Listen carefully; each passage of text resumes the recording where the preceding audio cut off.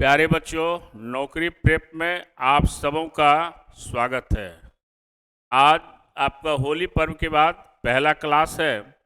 इसमें आपको कुछ इम्पोर्टेंट क्वेश्चंस को लेकर आए हैं, जिससे आपको आगे आने वाले एग्जामिनेशन में काफ़ी सहूलियत होगी, फ़ायदा होगा और आप इसके टेक्निक्स और कंसेप्ट को समझें कि क्वेश्चन को हम कैसे सॉल्व कर सकते हैं। किसी क्वेश्चन को बनाने से पहले किन किन बातों को ध्यान में रखकर क्वेश्चन को सॉल्व करना होगा, ये जानना सबसे ज़रूरी है। और ये बुक के विषय में मैंने पहले भी कहा है आपको, ये बुक जब आप लें तो इसको पूरा डिटेल आप बनाएं कि इसमें क्या क्या दिया हुआ है।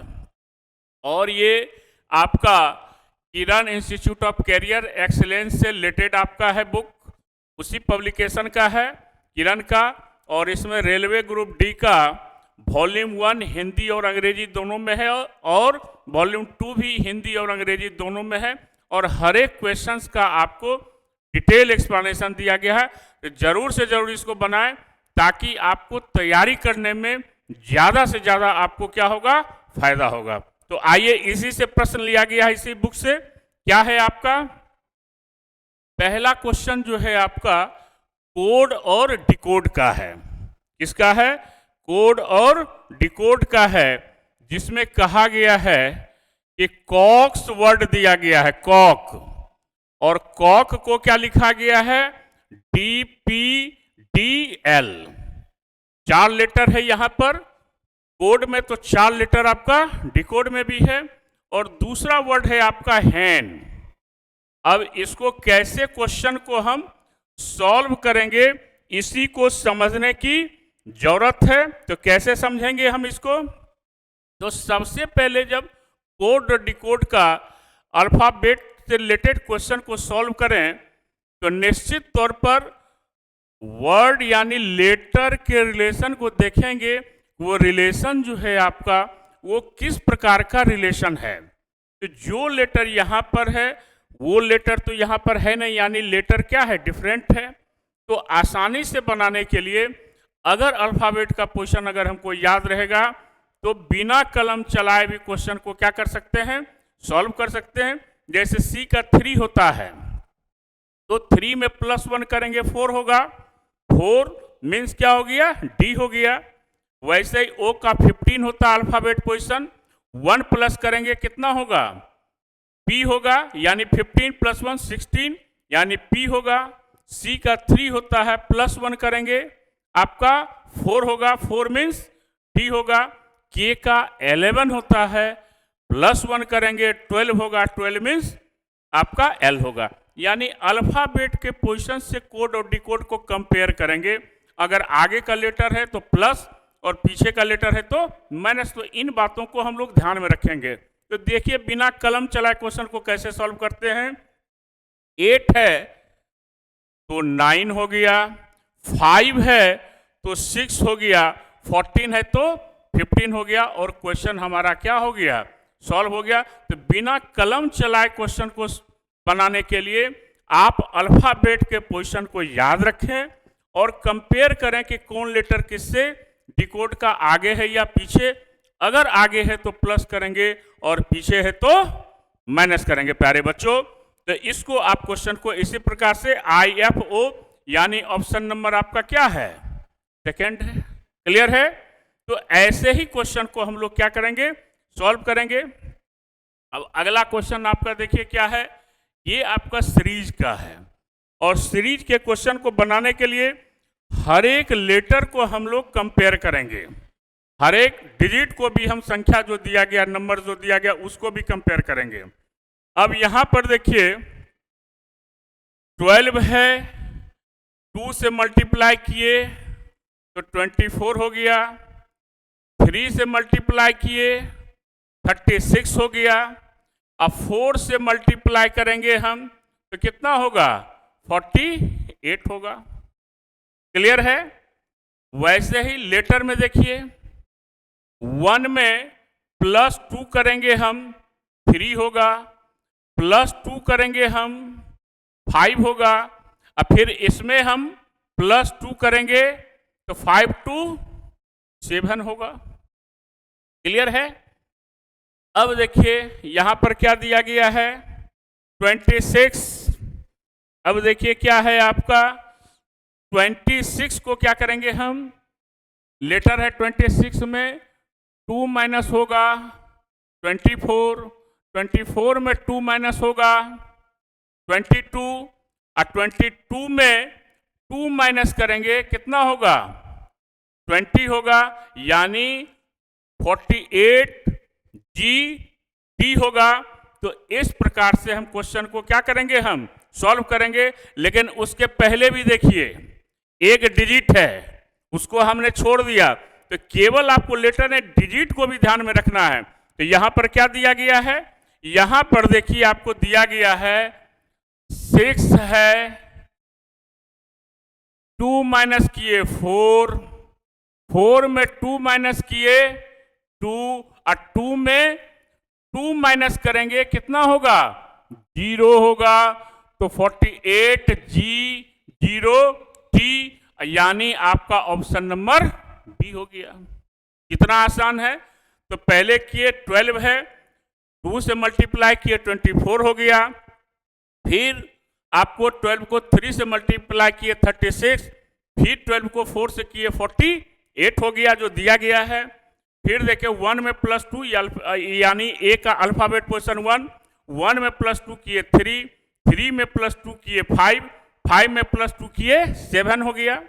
वैसे ही अब देखिए डिजिट हम लिए 4 में, यानी 6 में -2 होगा 4, 4 में -2 होगा 2, और 2 में -2 होगा 0 हो जाएगा। वैसे ही आपका 26 है जेड का, 26 में 2 माइनस होगा 24, 24 में 2 माइनस होगा 22, 22 में 2 माइनस होगा 20 होगा, यानी 48 G0T, ये आपका क्या होगा आंसर होगा। तो कलम न चले इसका हम लोग प्रयास करेंगे, और ये तभी संभव होगा प्यारे बच्चों जब आपको इंग्लिश अल्फाबेट का पोजीशन आपको याद होगा। क्लियर है? तो आगे फिर अगले क्वेश्चन की ओर चलते हैं हम लोग। अब देखिए ये कैलेंडर का क्वेश्चन है कि यदि आज सोमवार है तो 61 दिन बाद कौन सा दिन होगा। तो सबसे पहले हम क्या करेंगे, ये जो 61 है सप्ताह में 7 दिन होता है ना। सप्ताह में कितने दिन होते हैं 7 दिन। 7 से इसको हम डिवाइड कर देंगे, तो डिवाइड करेंगे तो जो रिमेनिंग बचेगा, तो 7 को 8 से किए 56 हो गया, 7 8 56, यानी 5 दिन आपका क्या बच गया, ये रिमेनिंग बच गया आपका, शेष बच गया आपका, है ना। अब इस 5 दिन को क्या करेंगे, हम सोमवार में जोड़ देंगे हम, यानी मंडे में जोड़ देंगे हम 5, तो ये हो जाएगा शनिवार यानी सैटरडे, और यही हमारा क्या हो जाएगा आंसर हो जाएगा।